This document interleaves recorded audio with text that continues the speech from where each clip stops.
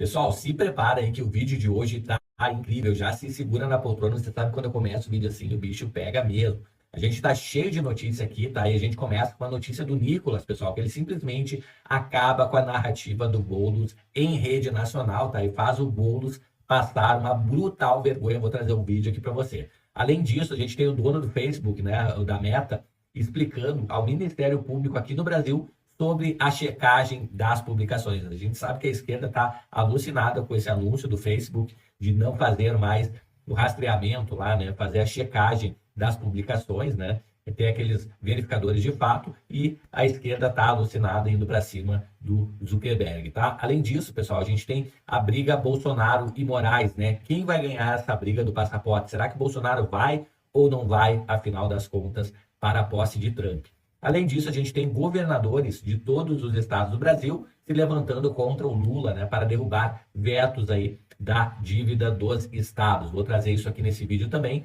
E um pouquinho da novela do Pix, né, pessoal? Isso aí está desgastando demais o governo tentando emplacar um monitoramento dessas transações acima de R$ 5.000 no Pix e as pessoas estão simplesmente parando de usar o Pix. Além disso, trago um vídeo aqui do Saulo Olavo de Carvalho que cita a cartilha do comunista moderno, tá? Então, sem mais delongas, já vamos aqui para a nossa enquete de hoje. O governo volta atrás no monitoramento do Pix ou não? O que você acha? Sim ou não? Sem enrolação, já se inscreve no canal, habilita o sininho e já vamos aqui para a nossa primeira notícia, que é um vídeo, pessoal, simplesmente do Nicolas Ferreira acabando com o Boulos, esfregando a cara dele literalmente no chão. Vamos ouvir esse vídeo aqui. O Guilherme Boulos citou algo interessante com relação à cara de pau. Eu gostaria de mostrar aqui um cara de pau ao vivo aqui. Não há dúvida de que houve corrupção no governo do PT. Você tem aí provas de que houve corrupção na Petrobras, né, durante os governos do PT. Então, realmente, Guilherme Boulos, eu acredito que o seu diálogo com a Câmara seria isso, né? Você realmente deixou aqui bem claro como que você quer voltar aí com o governo, né? Antigamente, realmente era harmônico. Todo mundo roubava sem falar absolutamente nada.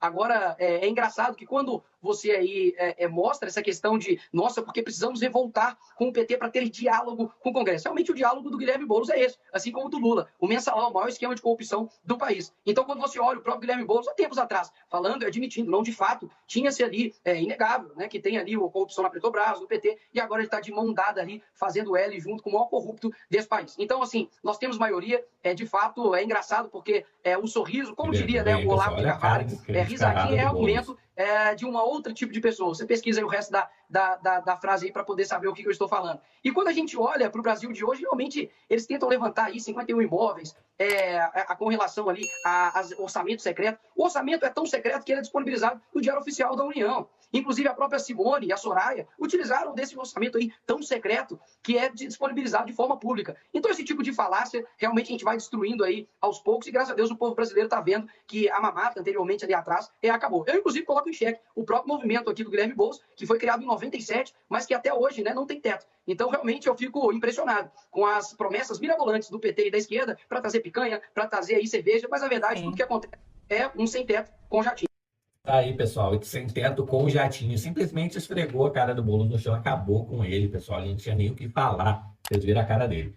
Fim de checagem vale apenas para os Estados Unidos, diz Meta AGU, tá? Então, pessoal, a empresa afirma estar comprometida com os direitos humanos e que busca por equilíbrio entre liberdade de expressão e segurança, tá? Então, em resposta à AGU, a esquerda está alucinada atrás disso, né, pessoal? Deus o livre agora acabar com os checadores de opinião, né? Quem emite a verdade absoluta, né? Deixar a comunidade cuidar disso é inimaginável. Então, a Meta afirmou o encerramento do programa de checagem de fato das companhias nas redes sociais será realizado inicialmente nos Estados Unidos e, de acordo com a empresa, a iniciativa será testada e aprimorada antes da expansão para outros países.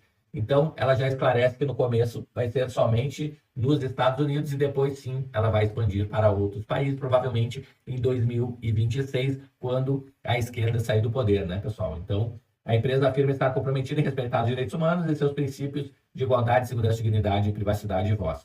Tá? Segundo o documento, as mudanças recentemente anunciadas buscam o equilíbrio ideal entre liberdade de expressão e a segurança.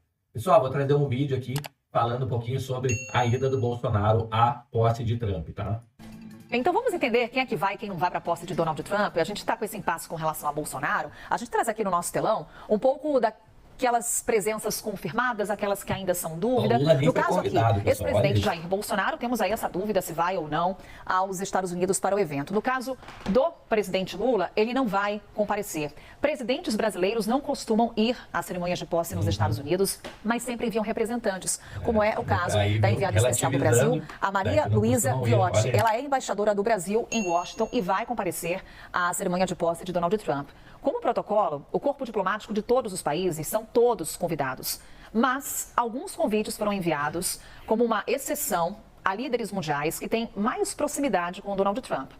Aí é o caso, por exemplo, do Javier Milei, presidente da Argentina. Aqui a gente tem uma lista daqueles que foram convidados. Também temos o presidente de El Salvador, Nayib Bukele, né? a primeira-ministra da Itália, Giorgia Meloni. E aqui esse convite que gerou muito burburinho internacional. Não deve comparecer Xi Jinping, presidente da China, mas houve esse convite por parte de Donald Trump também nesse aceno diante de uma guerra comercial e das muitas críticas de Donald Trump ao que está acontecendo lá na China. Voltando aqui ao Brasil, reforço, os chefes de Estado não são convidados. O convite, ele é para o corpo diplomático do país e aí cabe ao presidente dos Estados Unidos Ou colocar seja, ali Lula não foi algumas convidado, exceções, pessoal. aqueles líderes com os Exatamente quais isso, ele não tem foi uma convidado. proximidade maior. É o caso, por exemplo, de Javier Milei. Tá? Então a gente tem aí um Lula não convidado, Bolsonaro convidado e ainda uma incógnita se ele vai ou não, tá? Depende do Alexandre de Moraes. Bom, governadores vão recorrer ao Congresso para derrubar vetos ao Propag, tá? Então, vetos impostos pelo presidente Lula, né, ao sancionar o projeto que institui o programa de pleno pagamento de dívidas dos estados, geraram revolta em alguns governadores. Você lembra que o Eduardo Leite, lá do Rio Grande do Sul, né, pessoal, amiguinho do Lula, né? O Lula foi lá no Rio Grande do Sul na época da tragédia, prometeu um monte de coisa, não entregou nada, e agora o Eduardo Leite tá puto da cara com o Lula. Segundo o Palácio Planalto, foram vetados trechos que seriam capazes de gerar impacto primário nas contas públicas, ou seja, poderiam reduzir as receitas ou aumentar as despesas do governo de forma direta, tá?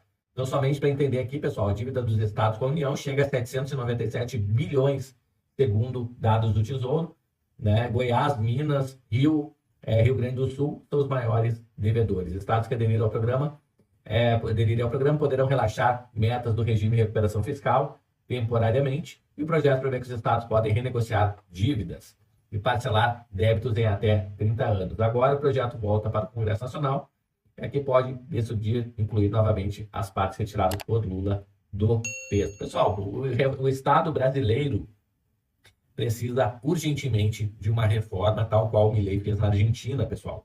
É um estado gordo, pesado, tá? A gente paga, em média, 75%, principalmente se você é carteira assinada, de tudo que você ganha em impostos. Itaboraí é 30%. Não é 30%, porque tudo que a gente consome, pessoal, tem impostos, seja uma conta de luz, seja o seu aluguel, seja um mercado que você compra, seja um carro, que metade do preço do carro é imposto, seja gasolina, absolutamente tudo, com exceção do ar, né, tem impostos, e é impostos em cascata. No final das contas, chega a 75% de impostos. É um absurdo para ter um Estado gordo e ineficiente. Aqui a gente vê o Donald Trump falando, né, pessoal? Ele fala aqui para todo mundo ouvir quem é o maior de todos. Vamos ouvir aqui. He said to me the other day, "You're the most famous person in the world by far." I said, "No, I'm not. No, I'm not." He said, "Yes, you are." I said, "No." He said, "Who's more famous?" I said, "Jesus Christ." É a pessoa mais famosa do mundo. I'm not taking any chances. I'm not going to have it on. Hey, I'm not having any arguments. Jesus Christ. I'm not going to take any chances. I'll give it, I guarantee. And let me look up and I'll say, and it's not even close. Chega bem perto dele. Tá aí, pessoal. Esse tipo de declaração aí que a gente vê que a esquerda fica maluca. He said to me the other day, "You're the most famous person." Tenta fazer de tudo para ocultar. Bom, Planalto, pessoal, subestimou o jeitinho brasileiro em novas regras do Pix. O que aconteceu? O Planalto está de olho, né, em monitorar transações nas contas bancárias do Pix e movimentações normais na conta até que ultrapassem os R$5.000 por mês. Tá? Então as pessoas estão revoltadas com esse tipo de situação, tá? Porque muitas pessoas são informais, né, pessoal? Movimentam 5 mil, quer dizer que faturam 5 mil vendendo seus produtinhos, mas não quer dizer que seja 5 mil líquido, tá? Então as pessoas estão furiosas com isso. Petistas e aliados do Lula avaliaram é que o Planalto desconsiderou a realidade brasileira, o famoso jeitinho a anunciar mudanças na regra do Pix. Tá? A gente sabe que a Receita ampliou o serviço de monitoramento das transações financeiras e agora coloca operadoras de cartão de crédito e plataformas de pagamentos, como bancos digitais, com obrigação de reportar informações financeiras de transferências acima de R$5.000 para pessoas físicas. E a gente sabe que a ideia, no final do dia, é aumentar a arrecadação com a diminuição da sonegação. E isso tem causado um alvoroço, pessoal. A avaliação dos aliados do governo é que, mesmo que estejam fora das regras, as pessoas contam com esse dinheiro. Tem uma renda, muitas vezes, apertada para pagar as contas. Além disso, lembram a máxima de que quanto mais taxa, mais reclamação. Tá? Então, dizem que foi alvo de fake news também, a medida. Eu vou ser sincero, eu não vi nenhum anúncio de fake news disso.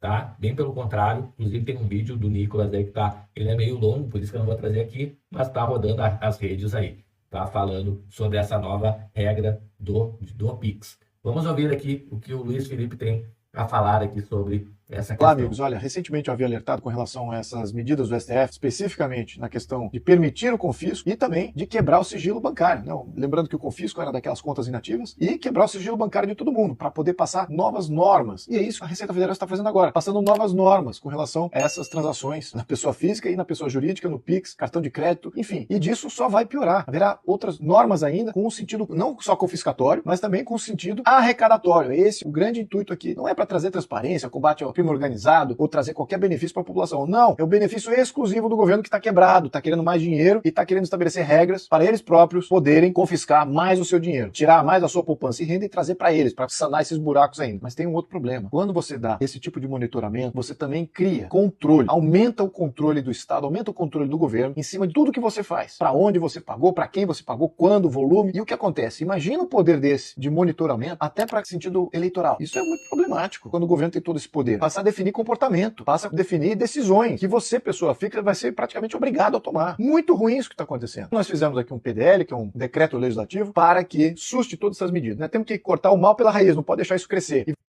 Pessoal, então estão tentando derrubar essa questão nova aí do governo, tá? Eu vou trazer por fim aqui um vídeo do Olavo de Carvalho falando do comunismo moderno e como o comunismo tenta tirar os empresários da jogada e estatizar o máximo possível. Marx dizia que a propriedade tem de ser estatizada progressivamente, lentamente, através da taxação progressiva. Aumentar imposto, aumentar imposto, aumentar imposto, e isso vai estrangulando os caras e transformando os empresários cada vez mais em escravos do governo. Que é um processo que o nazismo fez igual, colocar o empresariado de joelhos. Só que o nazismo queria parar aí. O nazismo se contentava com o socialismo. E o comunismo não, tem que prosseguir até acabar o último. Nós temos que tomar tudo, depenar os caras até o fim. Daí fica tudo nosso. Ou seja, o socialismo ainda admite uma divisão, um acordo entre poder político e poder econômico. No comunismo, o poder econômico é totalmente absorvido no poder político. Aí, pessoal, isso é o que a gente vê em Cuba, Nicarágua e na Venezuela, tá? Pessoal, chegou até aqui, ajuda a fortificar o canal, 2026 está chegando aí, tá? E as eleições presidenciais, a gente tem que ter o canal mais forte possível para ajudar justamente os nossos candidatos de direita. Então se inscreve no canal, habilita o sininho de notificações, deixa o comentário aqui o que você acha dessa taxação do Pix, será que o governo vai voltar atrás ou não nessa ideia? Vou ficando por aqui, um grande abraço e a gente se vê no próximo vídeo. Até mais, tchau, tchau.